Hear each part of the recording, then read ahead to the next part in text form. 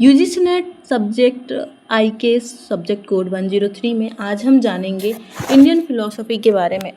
वैसे तो कई सारी मान्यताएं हैं, पर जो वेस्टर्न फिलॉसफी है उसके बारे में हमें कई जगह पढ़ने को या फिर उनकी चर्चाएं मिली, लेकिन एक सिस्टमेटिक तरीके से भारतीय दर्शन के बारे में हम कम जान पाए हैं। तो इसी को आज हम इसी विषय पर चर्चा करेंगे, कुल कितने भारतीय दर्शन माने गए हैं।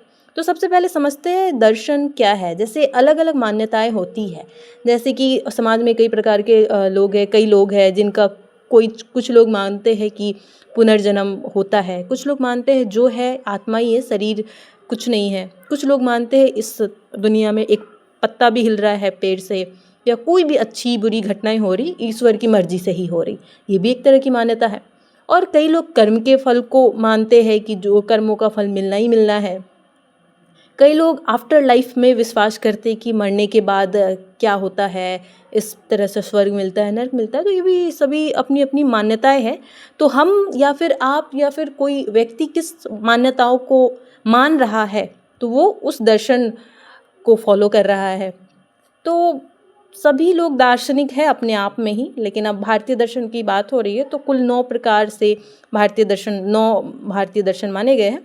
अब इसको इस तरह से कैटेगरी वाइज किया गया है, जिसमें से 3 नास्तिक है और 6 आस्तिक है। 3 नास्तिक है यानी कि हेटेरोडॉक्स, जो वेदों को प्रूफ नहीं मानते, किसी भी चीज़ का प्रमाण वेदों को नहीं मानते हैं। और आस्तिक उनको कहा गया जो ऑर्थोडॉक्स है, जो वेदों को किसी भी चीज़ का हम प्रमाण प्रूफ के तौर पर मानते हैं।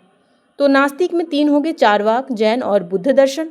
और आस्तिक में हो गए 6, सांख्य, न्याय, वैशेषिक, मीमांसा, वेदांत और योग। टोटल 6 ये हो गए। इन्हीं 6 को हिंदू या सनातन या फिर षट दर्शन, इन्हीं को कहा गया है। तो ये अपने दर्शन हो गए इंडियन फिलॉसफी के 9। अब एक एक करके हम सभी दर्शन के बारे में जानेंगे। चारवाक, जैन, बुद्ध, सांख्य, न्याय, वैशेषिक, मीमांसा, वेदांत, योगा, सभी दर्शन के बारे में पढ़ेंगे कि किस दर्शन की क्या मान्यताएं है।